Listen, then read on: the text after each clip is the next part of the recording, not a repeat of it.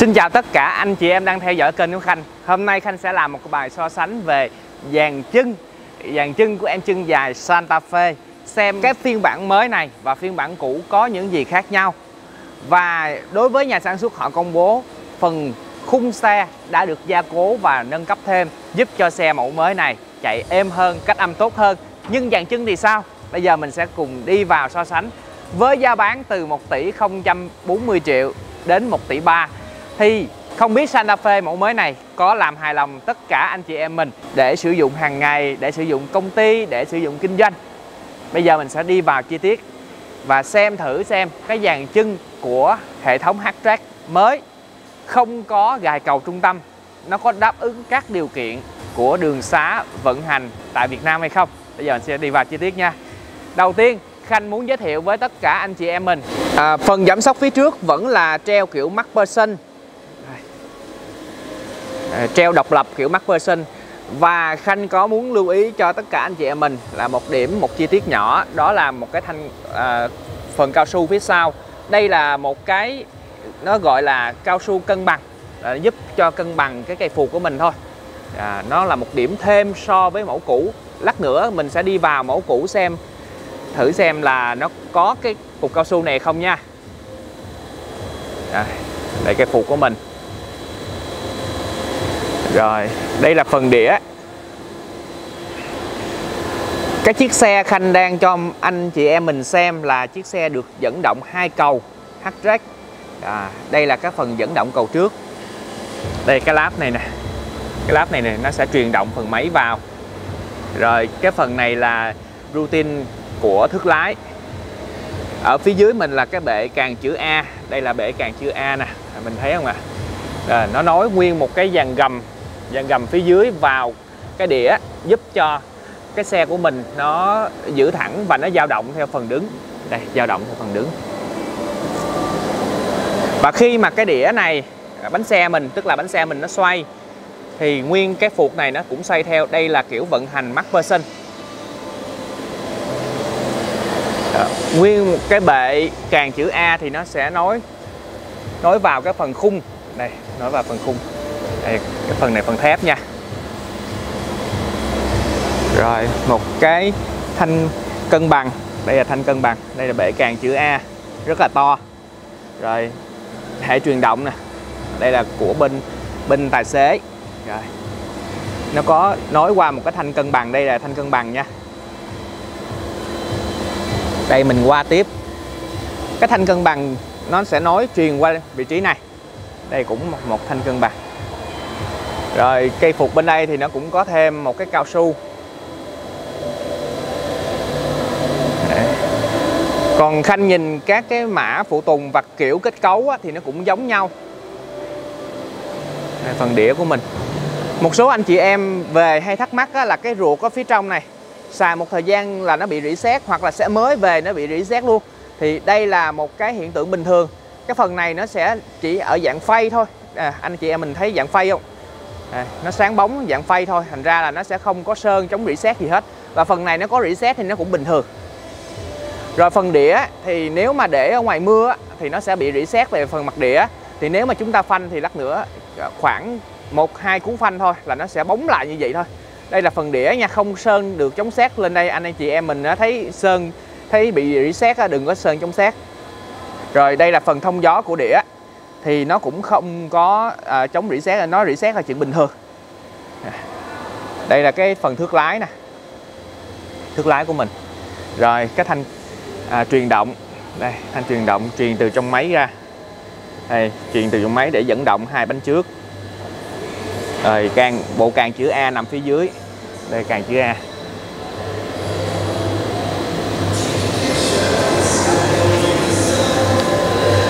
Rồi mình sẽ đi tiếp vào phần gầm xe. Phần gầm xe thì nó sẽ có các cái tấm chắn ở phía dưới gầm. Đây, tấm chắn phía dưới gầm. Cái phần học chính giữa này, đây là cái phần học này để nó là một trục cắt đăng.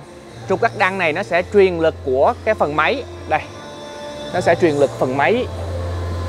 Đây, cái đầu trục cắt đăng này nó sẽ truyền lực phần máy vào cái bánh sau. Đây, phần phía dưới là phần thước lái nè. Đấy, nó sẽ truyền lực. Đây là nguyên cái phần gầm của mình.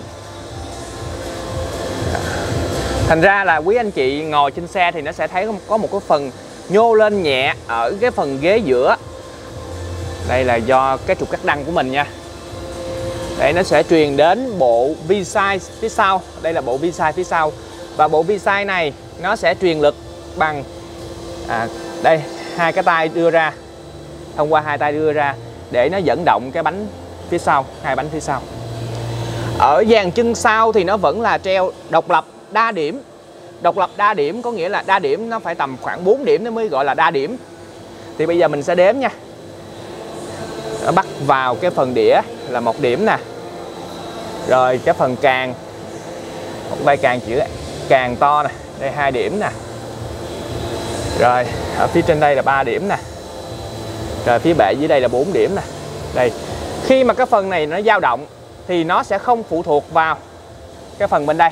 Chính vì vậy ngồi Santa Fe sẽ rất là êm và nó thích hợp cho đi đường tốc độ cao cũng giống như đi đường bằng. Nhưng khi vào hệ thống đường nó mấp mô thì cái hệ thống này nó sẽ hấp thụ lực, giúp cho người ngồi xe sẽ thoải mái hơn rất là nhiều. Và khi đi đường cao tốc á, xe nó bị lắc á, thì cái phần này nó cũng hấp thụ lực. Một cái thanh cân bằng, đây là thanh cân bằng. Thanh cân bằng này. Nó sẽ chạy qua đây. Bây giờ mình sẽ xem cái phần đĩa. Đây, phần đĩa của xe. Rồi, cái này là dàn lạnh phía sau nha. Thì dàn lạnh phía sau mình nó sẽ có một cái cửa gió. Thì một số anh chị em nhìn vào cái phần xe, dưới gầm xe đậu thì nó sẽ có nước nhiễu. Đây, nước nhiễu vị trí này ra là do cái dàn lạnh của mình nha. Đây cái phuộc nè. Phần bánh xe và cái hệ thống ABS nó sẽ có các tính năng cân bằng điện tử, cái hành ngang dốc là nó điều khiển bằng cái cụm ABS. Đây cụm ABS nè. Rồi cái phuộc của mình, đây là cái mã, nó khác mã chút xíu nhưng mà kiểu dáng á, khác mã so với mẫu cũ. Lát nữa Khanh sẽ coi hướng dẫn cho mình mẫu cũ và mẫu mới. Đây cái mã của nó là S1CAO.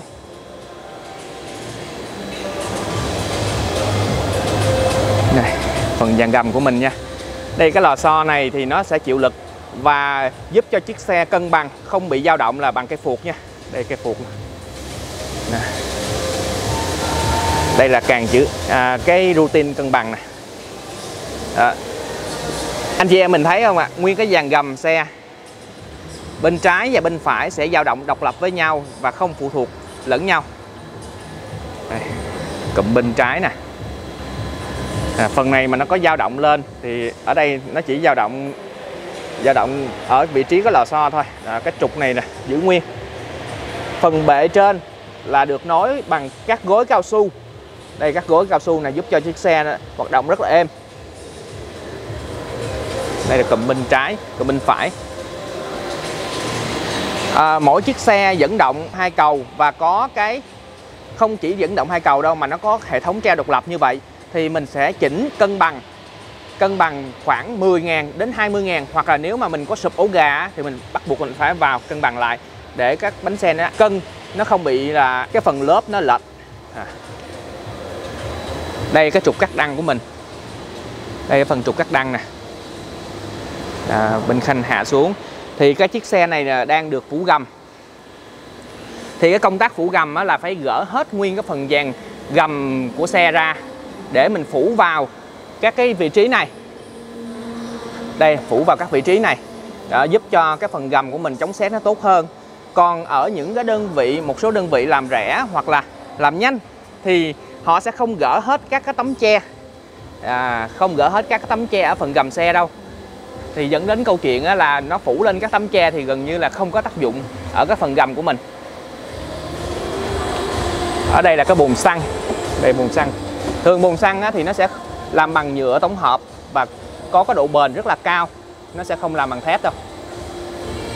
Đây mình sẽ coi lại cái phần gầm.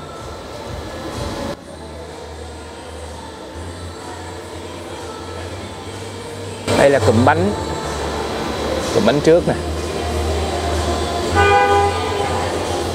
Rồi bên đây là hệ thống lạnh nè. Đó.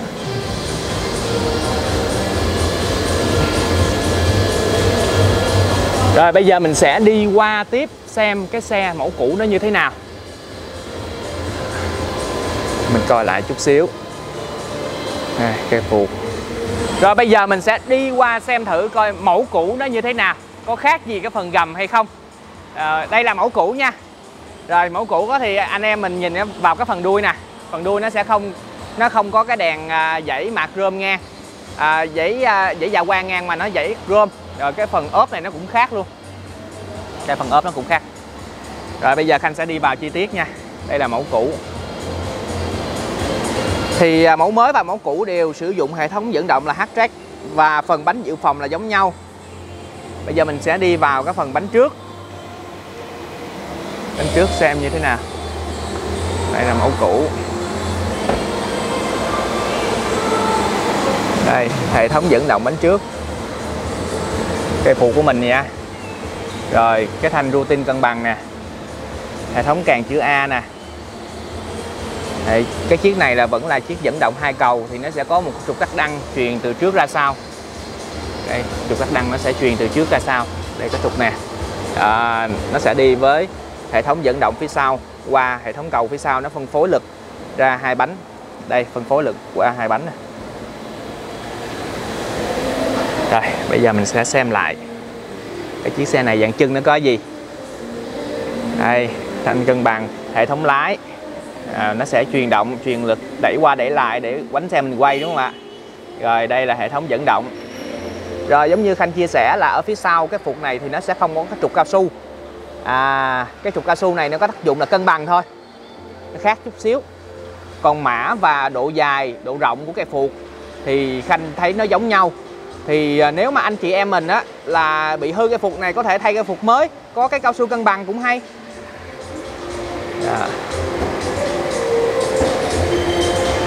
Đây là bên trái. Rồi, giờ mình sẽ qua tiếp bên phải. Đây, bên phải nó cũng không có cục cao su. Hệ thống dẫn động nè, đây là càng chữ A này để nó hấp thụ lực. Rồi khi bên đây có dao động thì nó sẽ không bị ảnh hưởng cái bánh bên kia. Cái này thước lái nè, cái này trục truyền động nè. Nó có các gối cao su để che lại, để bảo vệ cái phần mặt đạn ở phía trong. Đây là routine cân bằng. Thì routine này thì nó sẽ thay theo chu kỳ, tùy theo hãng họ quy định. Thường thì nếu mà sử dụng khoảng 100.000 cây thì mình sẽ thay cái cây routine này để giúp cho cái xe mình vào cua sẽ tốt hơn, lái nó sẽ chính xác hơn, nó không bị xỉa lái. Đây là cụm ABS của xe.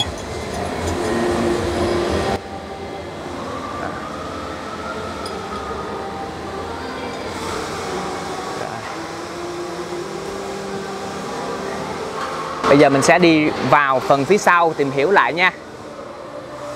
Rồi ở phần phía sau thì các kết cấu nó vẫn giống nhau. Đây là một cái càng nối vào cái trục bánh sau, vẫn liên kết là 4 điểm. Đây là 1 điểm nè, đây là 2 điểm nè, 3 điểm nè, ở phía đây là 4 điểm nè, đây là 4 điểm. Rồi. Vẫn là một cái bệ. Cái bệ này nó sẽ đỡ các cái gối cao su, bằng cái gối cao su cho hệ thống truyền động. Đây vẫn là hệ thống dẫn động, truyền động phía sau á, là treo độc lập đa điểm nha. Đây là thanh cân bằng nè, thanh cân bằng phía sau. Bên đây cũng vậy. Đây là thanh cân bằng. Rồi. Đây cái trụ phụ của mình. Khi mà cái phần này dao động thì nó chỉ dao động xung quanh cái trục này thôi, nó không bị ảnh hưởng bên đây. Đây, phần bánh xe dự phòng nó treo nè. Ở một cái gầm xe thì nó sẽ có các tấm che, sau khi phủ gầm xong thì các tấm che này sẽ lắp lại giống như cái chiếc xe này.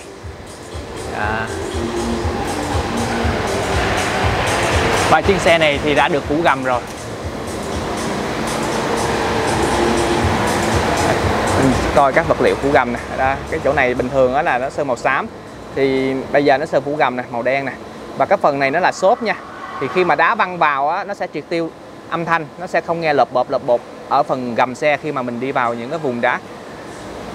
Lúc nãy Khanh có coi cái mã chỗ này á, đây cái số này là 3S1 300, hơi khác chút xíu nhưng mà cùng kích thước kiểu dáng là giống nhau, vẫn treo ở trên bệ này.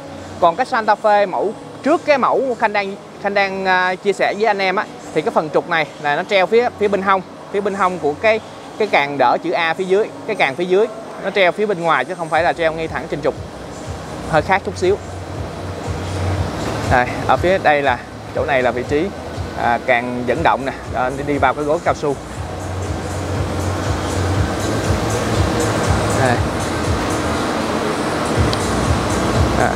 Đây là các con ốc để mình chỉnh cân bằng động sau 10.000 đến 20.000 km. Đây, các cái mã phụ tùng. Đây, mã phụ tùng nè, Kia, Hyundai. Trên đây Khanh đã làm xong một bài so sánh về kết cấu phần chân, phần gầm của hai xe mẫu mới và mẫu cũ. Thì không biết quý anh chị cảm thấy cái mẫu mới có hài lòng không ạ? Nếu mà quý anh chị cảm thấy mẫu mới hài lòng thì mình vui lòng nhấc ngay số hotline bên Khanh 0788 555 444. Bên Khanh sẽ tư vấn và giải đáp thêm các thông tin liên quan. Còn mẫu cũ bên Khanh còn một xe. Nếu anh chị em mình thích về giá, mẫu cũ và mẫu mới hiện tại sẽ chênh lệch nhau khoảng 200 triệu. Thì mẫu cũ cũng là một mẫu rất là đáng mua, bởi vì phần chân không có gì khác nhiều so với mẫu mới, chỉ mỗi cái cục cao su thôi. Cái cục cao su đó thì nó sẽ hình thành trên mẫu mới, còn cái mẫu cũ nếu anh em thích thì mình sẽ đổi cặp phuộc của mẫu mới vào cũng được. Rồi thì mọi chi tiết về giải đáp các liên quan đến các cái xe, chương trình khuyến mãi bên Khanh sẽ giải đáp cụ thể cho tất cả anh chị em mình. Vui lòng nhấc máy ngay số hotline và cung cấp thêm cho Khanh số địa chỉ của mình, tại vì mỗi địa phương tại Việt Nam sẽ có một cái phí lăn bánh ra biển số khác nhau, thì bên Khanh sẽ giải đáp và gửi đến cho mình các cái thông tin liên quan, cũng giống như cái chương trình mua vay nếu gia đình mình có nhu cầu. Xin chào và xin hẹn gặp lại. Đừng quên nhấn nút đăng ký, nhấn dấu chuông để luôn nhận những video mới nhất của bên Khanh. Bye bye.